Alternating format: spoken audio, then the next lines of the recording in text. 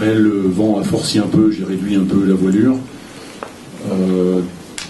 Début de nuit vers 20h, ça a forci encore un peu, mais c'était conforme au modèle, j'ai encore réduit la voilure. Et à ce moment-là, on était au niveau des îles de Bréal, à la partie nord de la Bretagne, dans un vent de secteur sud-ouest, avec une mer plutôt de face, donc qui n'était pas alignée avec le vent. Des creux, j'étais assez près de la côte, donc c'était pas trop agité. Il y avait des creux de 2 mètres, environ 2 mètres, 2 mètres 50, peut-être un peu plus de temps, un peu moins, autour de 2 mètres, on va dire. De face, donc j'avais réduit pour pas aller trop vite, pour pas décoller trop haut sur chaque vague et retomber violemment. C'est pas forcément très confortable comme navigation, mais ça se passait plutôt bien, le bateau marchait bien. J'étais en mesure, vu le potentiel du bateau, de ce que j'avais vu depuis le départ quelques heures avant, que je pouvais faire un très beau résultat à l'arrivée, quoi. Bon, après, les alternances de veille, j'ai le temps de me reposer un peu. J'ai rattrapé des bateaux devant, donc j'étais à nouveau en mode veille, à surveiller pour pas qu'il y ait de collision ou quoi que ce soit. Puis il y a eu une retombée de vague un peu plus brutale, pas mal de bruit, enfin, l'intérieur du bateau qui est tombé. J'ai été à ramasser, j'ai été à remettre en place. En retombant dans une vague, là, il y a eu un crack, plus le même bruit que d'habitude. J'ai vraiment eu l'impression qu'il y avait quelque chose de cassé, mais j'ai pas trouvé quoi. J'ai regardé partout. Alors j'étais dans le bateau à ce moment-là. J'ai essayé de voir si structurellement quelque chose avait bougé, si je voyais une fissure, si je voyais quelque chose bouger. Il n'y avait rien qui bougeait. Au niveau de la quille, à l'intérieur, j'avais ce boulon de quille, donc ils étaient serrés normalement. Il n'y avait pas d'anomalie visible à cet endroit-là. J'ai fini de ranger ce qui était tombé. Puis là, j'ai réalisé que le pilote automatique, il avait un comportement un peu bizarre. Puis en regardant mes instruments, que le bateau avait une inclinaison qui n'était pas conforme à la force du vent, il y avait 17-18 nœuds à ce moment-là. C'était retombé un petit peu par rapport aux 20-25 qu'il y avait avant. Et je suis sorti dehors, et à ce moment-là, le mouvement était enclenché, en fait, de bascule de chemin du bateau. J'ai rejoint l'arrière, donc j'ai continué, j'ai rejoint l'arrière. Quand je suis arrivé à l'arrière, il était à peu près à 90 degrés, le temps que j'enjambe.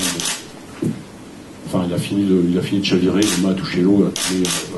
Ça c'est un mouvement assez doux, hein, c'est pas brutal, ça bascule tranquillement, sûrement, sans s'arrêter, à peu près continu. Puis donc voilà, je me suis retrouvé dans l'eau, accroché à l'arrière du bateau, avec le bateau à l'envers, donc en voyant bien, il y avait un peu de lune, donc en voyant bien qu'il n'y avait plus de quille. Enfin, comme le bateau chavirait, j'avais compris que la quille était partie, que le bruit que j'avais entendu c'était ça. Maintenant il n'y avait plus qu'à s'en sortir, quoi. Donc je suis remonté sur le bateau à l'envers. Alors d'abord, j'avais mon gilet de sauvetage depuis le départ, avec la longe, c'est-à-dire le harnais qui permet d'être attaché au bateau. Donc, sauf que comme je venais de l'intérieur, j'étais attaché à rien. J'ai commencé à m'attacher quelque chose pour pas lâcher le bateau. Mon gilet de sauvetage, c'est des gilets qui se gonflent tout seuls quand on est dans l'eau.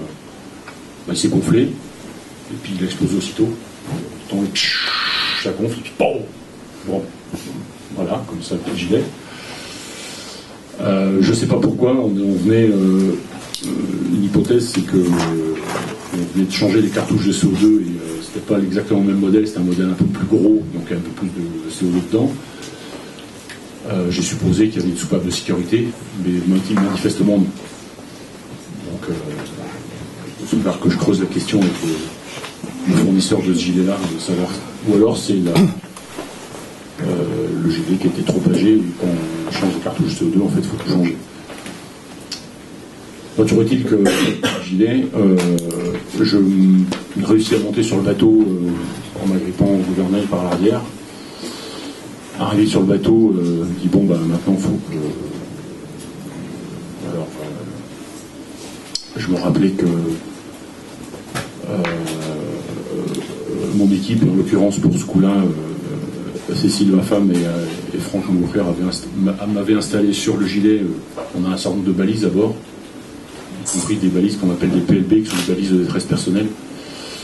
Il m'en avait accroché une à mon gilet. Alors, donc l'idée c'est de la retrouver, elle est là,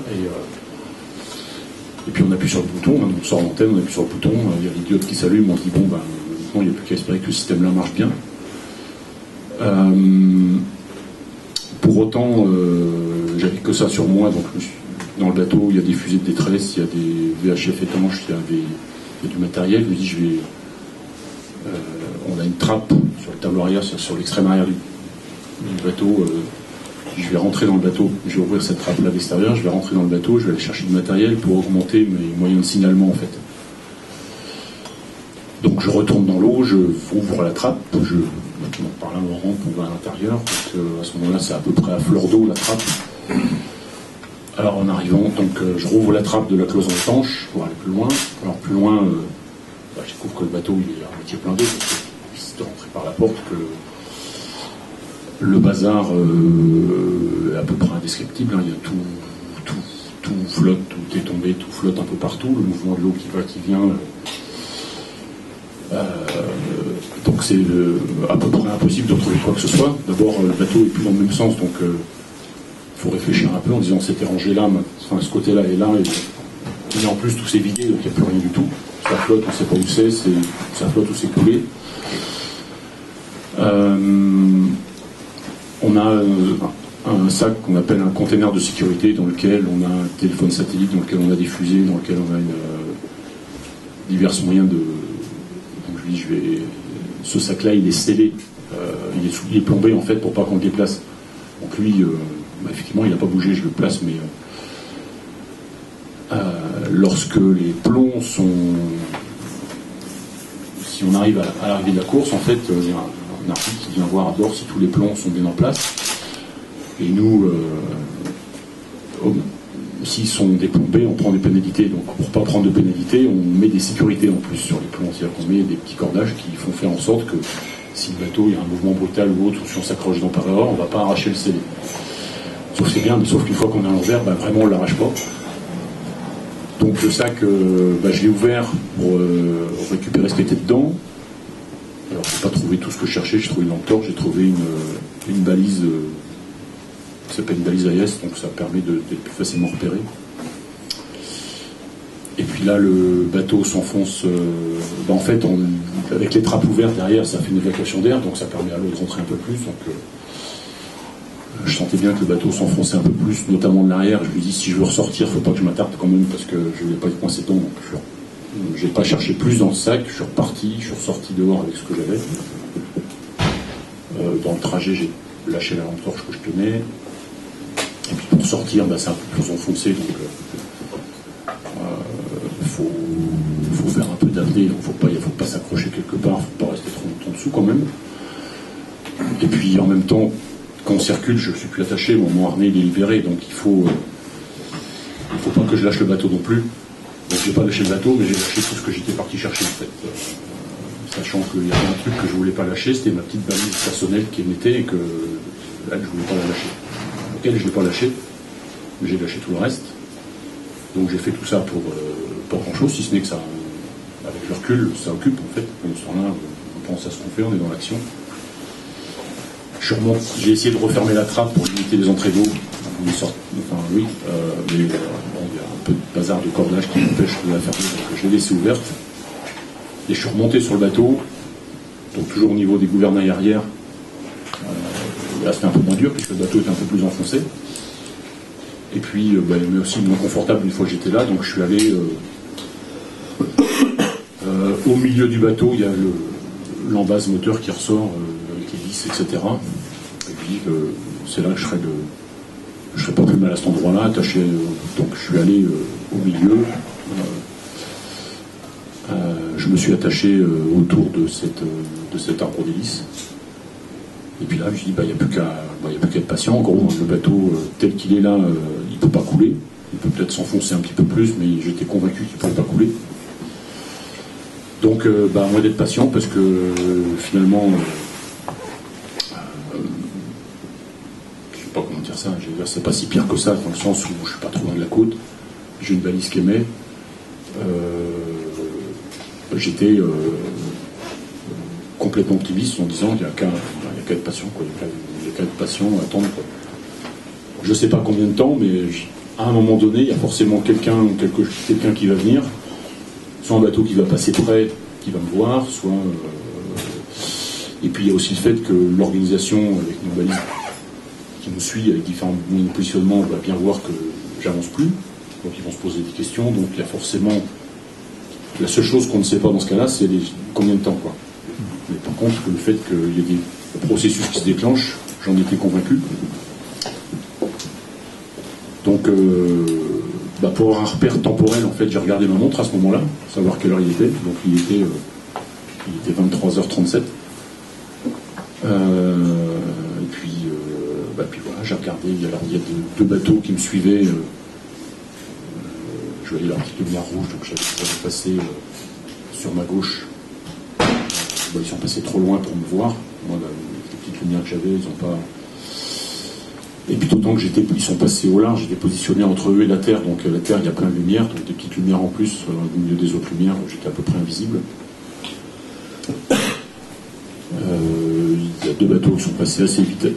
Bon, après, ils passent... à 1000 ou 2000, je sais pas, ils passent de toute façon trop loin pour que. Puis ils sont peut-être en train de se reposer, donc ils ne voient pas. Donc moi j'ai l'esprit occupé par le fait que je regarde s'il y a des bateaux qui vont venir dans cette direction-là, si. Voilà, j'attends. À un moment donné, je vois qu'il y a pas mal de matériel qui sort du bateau autour du bateau. Le bateau est en train de se vider. Il y a la balise Argos, je la vois à côté du bateau qui est en train d'émettre avec des signaux lumineux inhabituels. Donc je me dis, bon, il doit y avoir un mode automatique, elle a dû se déclencher. Ça, c'est la balise fournie par l'organisation pour nous positionner pendant la course. Elle a dû se déclencher. Je me dis, bon, c'est bien, ça va faire un moyen pour prévenir en plus. Et puis, puis elle n'est pas attachée au bateau, donc je la vois qui petit à petit s'éloigne des rives, etc. Et puis, au bout d'un certain temps, je vois un autre bateau qui cette fois n'était manifestement pas un bateau de course parce qu'il n'avait pas les mêmes mouvements. Je pense que c'était plus un petit bateau de pêche et qui avait l'air de venir à peu près dans ma direction. Je me dis, celui-ci, si je ne change pas de direction, il y a bon espoir qu'il... Donc voilà, je suis occupé à le surveiller, à continuer à regarder un peu autour. En fait, tel que j'étais orienté, j'étais dos au vent, donc il y avait je savais que si un hélicoptère venait, il venait dans mon dos. Pour l'instant, je regardais dans les briefings sécurité, on me dit la première chose qu'on voit, c'est leur phare quand ils arrivent. Donc, de temps en temps, j'étais un œil pour voir si je ne voyais pas des phares au-dessus de la Terre, en fait. À un moment donné, en regardant, j'ai eu l'impression de voir une espèce de gyrophare. Donc, aussitôt, je me suis dit, tiens, ça, ce serait bien un bateau de la SNSM qui me cherche. Bon, après... est-ce que je vais pas rêver, est-ce que c'est pas une bouée qui est en train de clignoter normalement. Bon, comme il faisait des allers-retours le long de la côte, entre moi et la côte, je me dis c'est peut-être un bateau qui est en face qui rencontre une zone, quoi. Donc bon, s'il continue à ratisser dans la bonne direction, il va peut-être tomber sur moi. Puis pas très longtemps après, j'ai entendu le bruit caractéristique d'un hélicoptère, le même que celui qui est passé sud du village le samedi, le gros vert là. Donc je me suis retourné, je l'ai vu passer tel qu'il nous l'avait décrit dans le briefing sécurité du samedi justement. C'est-à-dire qu'ils mettent, quand ils sont approche comme ça, ils ont non seulement leur feu vert et rouge, mais ils ont aussi des lumières vertes sur leurs hélices, donc ça fait un énorme cerceau vert en fait dans le ciel. Donc il est passé à côté et je l'ai vu se diriger vers là où avait dérivé ma balise que j'avais vu dériver. Bon, il va trouver la balise, mais j'imagine qu'il ne va pas s'arrêter là et qu'il va continuer à tourner un peu autour.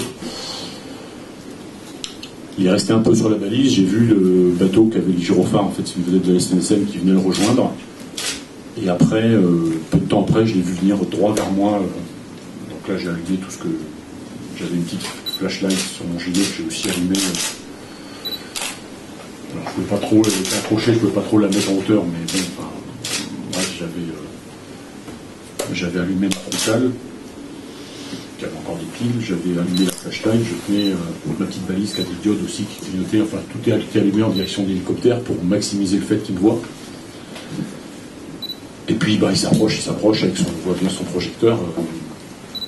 Clairement, quand l'hélicoptère est là, d'un coup, même si je suis toujours resté confiant, ça va tout d'un coup, les choses sont tout d'un coup quand même beaucoup plus positives. Puis après, ça va très vite, hein, l'hélicoptère il est au-dessus, il y a le plongeur qui descend au bout de son câble, ils sont hyper précis parce qu'il arrive direct sur le bateau, tac, malgré les vagues, le vent, etc. Bon, il s'est fait déséquilibrer, il est parti à 2 ou 3 mètres du bateau, il est revenu, je ne sais pas si c'est passé, c'est l'hélicoptère qui a bougé, donc il a descendu. Il passe le harnais, et puis après, ça se passe comme ils nous disent dans les stages sécurité ou dans les briefings sécurité, quand on applique la procédure. En gros, on sait se faire, puis on se retrouve dans l'hélicoptère, et puis voilà, même si on sait que tout va bien, de toute façon, c'est la procédure, ils nous emmènent à l'hôpital pour observation, pour vérifier que tout va bien. Tout allait bien, j'étais un peu refroidi. J'étais descendu à 35 degrés 4 à l'arrivée de l'hôpital. Puis après, voilà, c'est... en gros,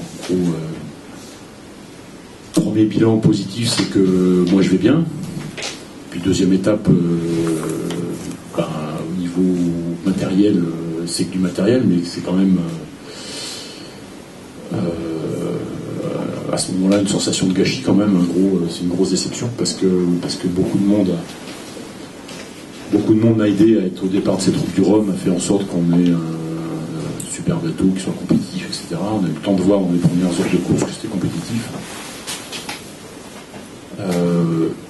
Moi, à l'envers, sur le bateau, j'ai eu le temps de voir ce qui avait cassé. Donc j'ai bien vu que c'était une défaillance technique au niveau de la quille. Donc là, ma préoccupation, c'était aussi de faire en sorte de... C'était aussi une des raisons pour lesquelles, je pense, je voulais retourner dans... Non, parce que je ne savais pas à ce moment-là. Donc c'est après coup. Ma préoccupation, c'était de se trouver aussi, d'être récupéré vite, pour prévenir Marc Lepéqueux, qui a le même bateau que moi, construit exactement pareil, tout pareil. Donc si moi, la quille a une défaillance, il n'y a aucune raison que lui ne l'ait pas. Donc je crois que c'est à peu près la première chose que j'ai dit en arrivant dans l'hélicoptère, qu'il fallait prévenir la direction de course, qu'il prévienne Marc Lepéqueux de ce qui m'était arrivé. Bon, je ne sais pas s'ils l'ont fait, je ne sais pas quel était leur moyen. De toute façon, moi, voilà, après eux, ils suivent leur procédure. Ils m'ont mis direct à l'hôpital de Brest. Donc là, dès que j'ai pu, j'ai demandé un téléphone, j'ai appelé ma femme pour, la rassurer, dire que tout va bien, et qu'elle prévienne la direction de course de prévenir Marc Lepéqueux. Et là, j'ai appris que qu'il lui était arrivé grosso modo la même chose, si ce n'est que lui, il a gardé son bateau à l'endroit. Ce que j'aurais probablement pu faire si j'avais compris que c'était la quille qui était partie. En fait, en refaisant le film dans l'autre sens, le premier gros bruit que j'ai entendu, je pense que la quille est tombée. Et le pilote, quand il avait du mal à contrôler le bateau, c'est que le bateau il dérivait, il y avait plus de quille, mais en fait, j'aurais réalisé dès le bruit là que la quille était partie, je sortais, je larguais je lâchais les voiles, je larguais toutes les équipes, le bateau restait à l'endroit et la suite aurait été différente en fait.